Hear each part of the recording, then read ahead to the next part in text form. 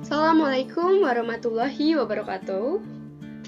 Halo semua, and hello everyone. I would like to introduce myself. My name is Kisti Elsa Sabrina. You can call me Kisti. I'm from Bekasi, and now I'm 18 years old.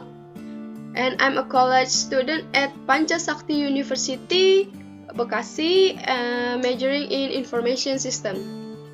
There, I'm here. I will presentation a basic English lessons on verbs, and in Indonesian is kata kerja.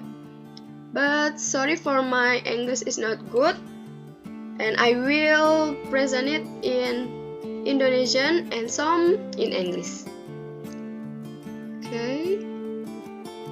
So verbs, that is kata kerja. In Indonesian kata kerja. So first yaitu verbs. Yang pertama yaitu pengertian verbs. Verbs itu atau kata kerja itu, verbs is a word used to denote the action or state of being from the subject, and verb that indicate the action of the subject. For example, to buy. So in Indonesian, membeli, to write, menulis, to read, membaca, to walk, berjalan, to run, berlari, dan seterusnya. While a verbs that indicates the state of being of the subject, for example, to be, or is, was, am, was, or will, to have, to become, to seem, etc.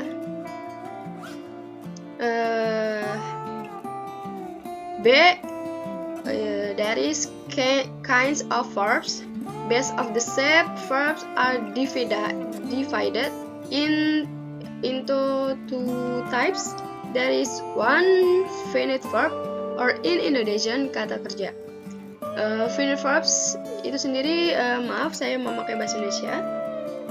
Untuk finite verbs itu sendiri adalah kata kerja yang memiliki peranan paling penting baik dengan kata kerja bantu atau tidak, dan bertindak sebagai kata kerja yang penuh atau full verb di dalam peringkat, seperti itu. Dan yang kedua yaitu non-finite verb. Untuk non-finite verb ini sendiri ada dengan kata lain yaitu infinitive verb, yaitu kata kerja yang tidak terbatas. Dan untuk infinitive verb ini sendiri adalah kata kerja yang tidak lengkap atau incomplete verb yang memiliki fungsi sebagai bagian tata bahasa yang memiliki kata kerja, seperti itu. Dan sebenarnya untuk pengertian dua ini masih ada lagi, tetapi saya hanya akan mengambil sedikit saja. Di sini saya akan menjelaskan kembali, yaitu finite verb. This verb is limited by all traits related to English grammar, such as verb that can have person, in Indonesian orang, number or bilangan, tense, dari bentuk-bentuk waktu, dan seterusnya. Untuk finite verb move in tense atau bentuk-bentuk waktu, except for the future, and consists of two parts, namely, yang pertama yaitu present form. In Indonesian bentuk sekarang. Present form is verb forms used to describe a situation at the present time. Example atau contohnya, the boy plays ball. In Indonesian yaitu laki-laki itu bermain bola, seperti itu. Dan yang B yaitu past form atau bahasa Indonesia yaitu bentuk lampau. In English, verb forms used to describe a situation in the past. An example, Rina took her pen. In Indonesian is Rina mengambil pulpennya. That's it. So, yang kedua yaitu non-finite verb.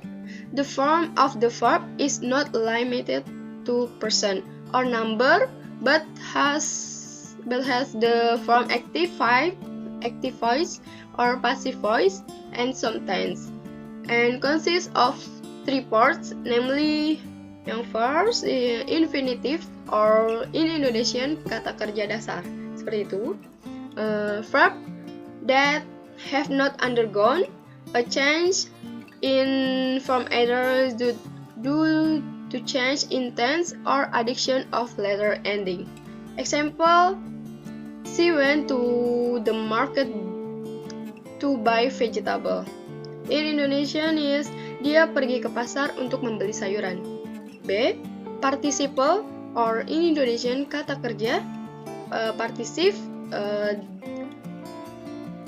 yaitu the form of a verb that has been adjective and functions as an adjective or becomes a noun. Example, there is a swimming pool in that hotel. In Indonesian again, ada sebuah kolam renang di hotel itu. That's it.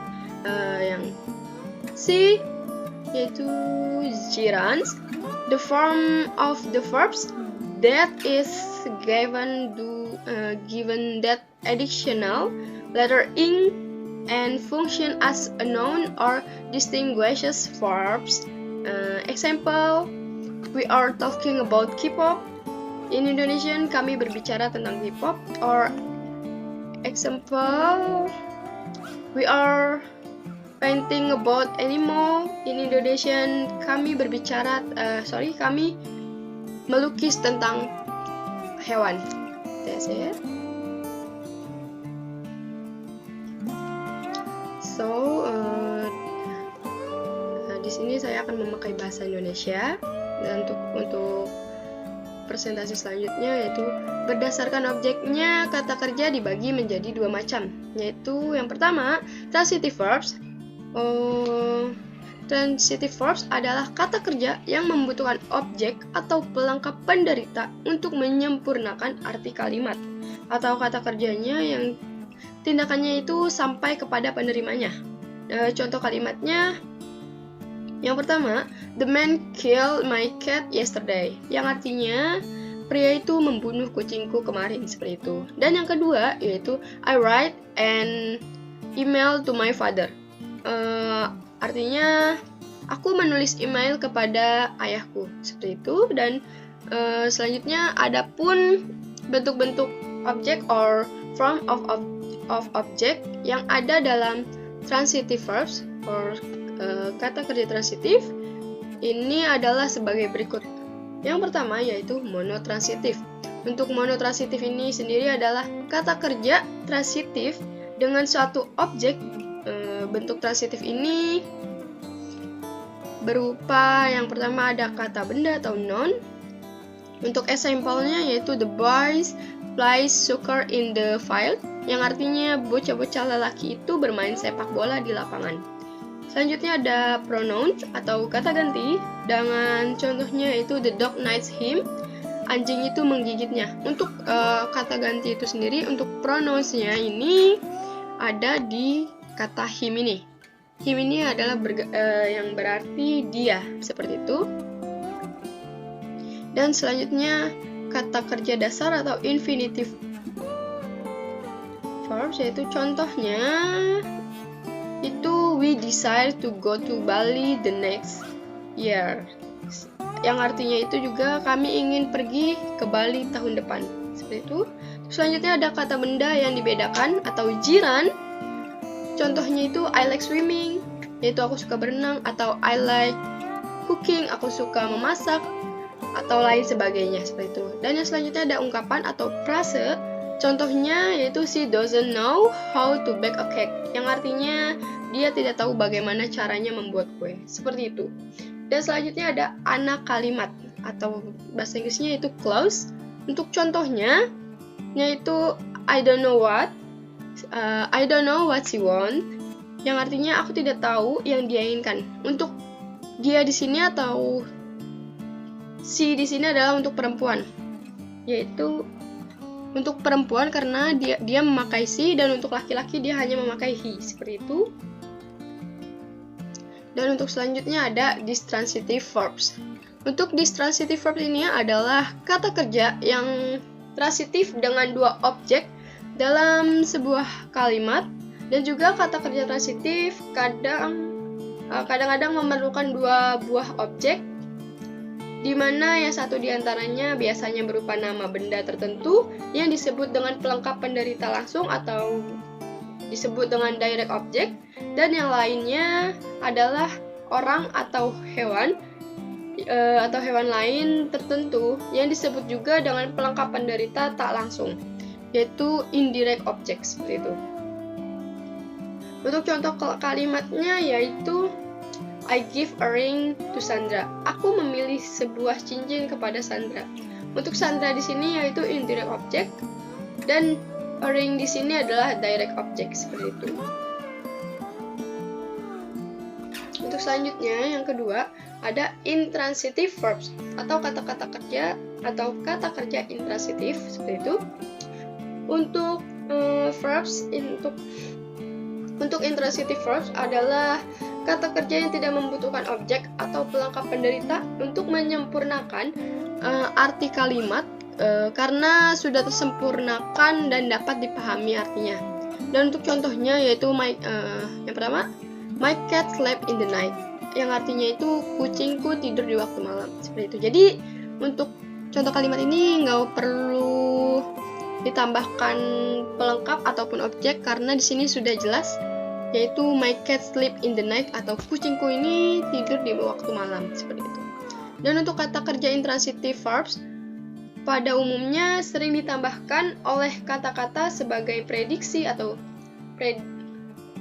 predikasi atau predication dalam kalimat. Adapun predication yang dimaksudkan dalam kata kerja intransitive verbs ini adalah yang pertama, yang A, yaitu kata kerja intransitif dan prediksi lengkap atau predikasi lengkap, atau bahasa Inggrisnya yaitu intransitive verbs of complete predication, seperti itu.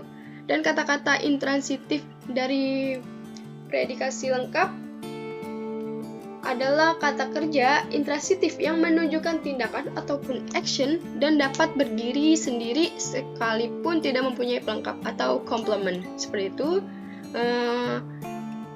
Example-nya atau misalnya run, berlari, swim, yaitu berenang, sleep itu tidur, lie itu berbohong, walk itu berjalan, dan talk itu berbicara, serta rain itu hujan. Dan untuk contoh kalimatnya yaitu river flow, yang artinya sungai-sungai mengalir. Yang kedua atau yang B yaitu kata kerja intransitif dari prediksi yang tidak lengkap, atau Inggrisnya intransitive verbs of incomplete predication, seperti itu. Untuk kata kerja intransitif dari prediksi tidak lengkap atau intransitive verbs of incomplete prediction adalah kata kerja intransitif yang tidak bisa membuat sebuah pengertian yang lengkap dengan sendirinya, sehingga bentuk kata kerja ini masih perlu ditambahkan dengan pelengkap ataupun komplement, seperti itu. Dan kata kerja ini juga sering disebut dengan copulative verb or complement verb, yaitu kata kerja yang berfungsi untuk menyambungkan kata kerja dengan pelengkapnya, seperti itu. Dan adapun komplement yang digunakan dalam kata kerja intransitif ini sebagai berikut. Yang pertama ada kata benda yaitu noun. Contohnya yaitu cows are four-legged animal, yang artinya sapi adalah hewan berkaki 4, seperti itu. Sebenarnya masih banyak contohnya, tapi sini saya hanya akan mengambil dari beberapa, hanya satu, seperti itu. Untuk selanjutnya yaitu kata sifat atau adjektif. Untuk contohnya yaitu the old man has fallen sick, yang artinya pria tua itu telah jatuh sakit, seperti itu. Dan untuk selanjutnya ada adverb atau kata keterangan. Untuk contoh kalimatnya yaitu she has fallen asleep, yang artinya dia telah tertidur, seperti itu. Dan untuk kata depan dengan objeknya atau preposition with its object, contohnya ada dictionary turned out to be of no use, yang artinya kamus itu ternyata tidak berguna, seperti itu. Dan untuk kata selanjutnya yaitu participle atau kata particip. Untuk contohnya yaitu we all continue running, artinya kami semua terus berlari, seperti itu. Dan selanjutnya ada kata kerja dasar atau infinitive. Untuk contohnya yaitu this rose seems to be fading, yang artinya bunga mawar ini tampaknya akan layu, seperti itu.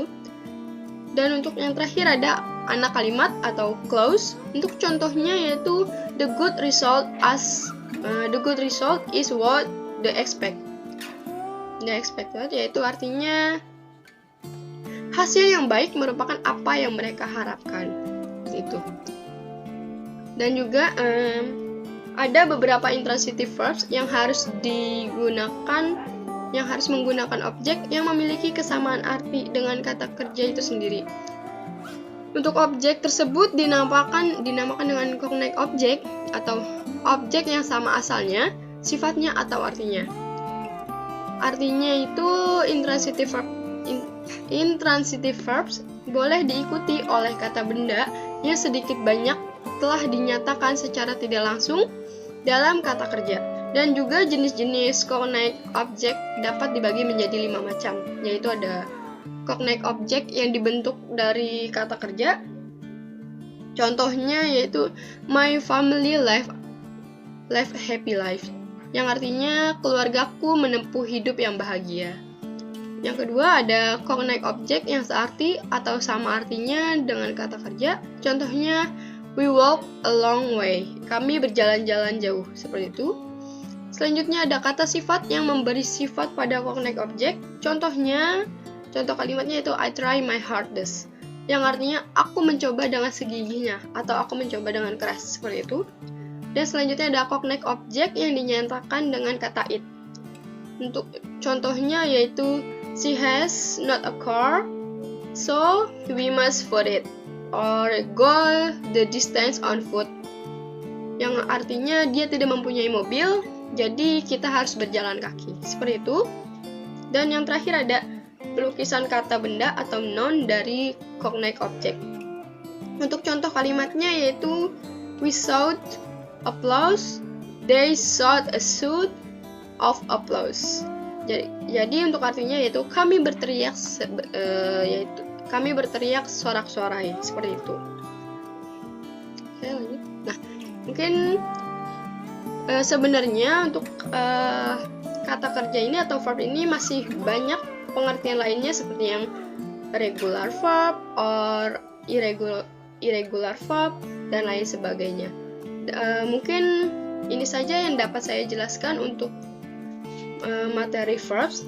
Ini saja yang dapat saya presentasikan dikarenakan saya juga masih belajar.